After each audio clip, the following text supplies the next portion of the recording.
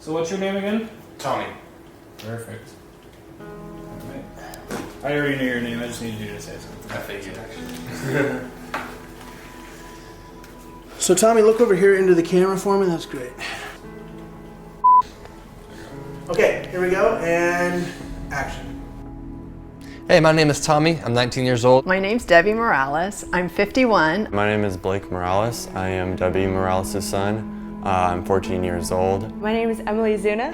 I'm 24 years old. I totally have fears going into Uganda. I mean, I've never really been into a refugee camp. I've never really been into more of a hostile situation like that in a foreign country. The mosquitoes, I'm definitely concerned about that because I know with the mosquitoes you can get malaria and I don't want that to happen. I'm more of an introvert, so going out and doing these kind of things is a little bit nerve-wracking for me. I'm really nervous because I just have anxiety in general, so I get nervous about different situations and new changes, so that's going to bring about a lot of anxiety.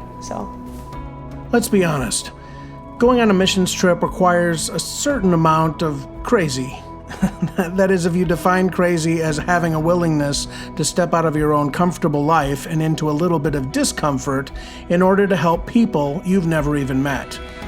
But that is what we, along with members of 13 other churches from 7 different states, signed up for when we decided to join Kids Around the World and FaithQuest missions to go to a relatively undeveloped area of northern Uganda to bring 140,000 meals and assemble a playground for the men, women, and children of the Pagarinya refugee camp, a camp of about 60,000 refugees from South Sudan. But it was an adventure that all of us, every last one of us, would easily say was more than worth it, and maybe was one of the best decisions of our lives. In recent years, the country of South Sudan has experienced a lot of political unrest and wars between the 2 most powerful tribes in the country. That unrest has predictably caused great numbers of war-torn families and even unaccompanied children to flee into the neighboring countries of Chad to the west, Ethiopia to the east, and to Uganda in the south. We left on Wednesday afternoon, but it takes 2 days of travel to reach Uganda with an overnight layover in Dubai. The whole trip is a whirlwind, with sleep and meals coming at strange times that our bodies were not prepared for. We check into our hotel late Friday afternoon, unpack, and settle into our rooms. We have dinner and a meeting about the next day's activities, and then head to our rooms to try to get some sleep. Saturday morning, we visit the refugee camp for the first time and come alongside the brave pastors and churches that are already at work there. We are blown away by our experience with the kids when we arrive. Pastor Moses' ministry is incredible, as are the children he works with there. We spend that first day just playing with the kids.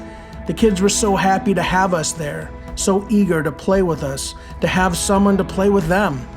It was like water on dry ground, and it didn't seem like we could ever pour enough water. This really broke our hearts for these kids from day one. We loved them so much and wanted to make our time with them really count. We also on this day began to lay out the pieces of the playground, and Pastor Moses showed us exactly where it should go. That night's dinner and the debrief meeting were full of laughter and heartwarming stories. Each day afterwards was like this. Go to the camp, work on the playground, play with the kids. On Sunday, we split up to visit 3 different churches in the town of Adjumani, where we were staying when we weren't at the camp. Such a serious blessing and a joyful experience.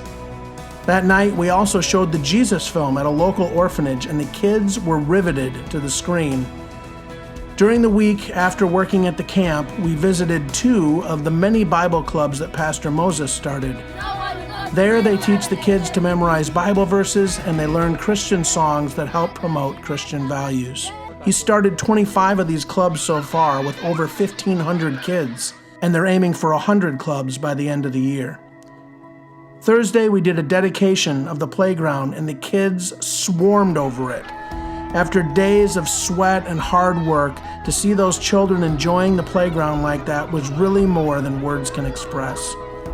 We shared a tearful goodbye with the kids, gave lots of hugs and took some final pictures, and left to pack and get ready for our journey to Murchison Falls National Wildlife Park for a day-and-a-half debrief before heading back to the U.S.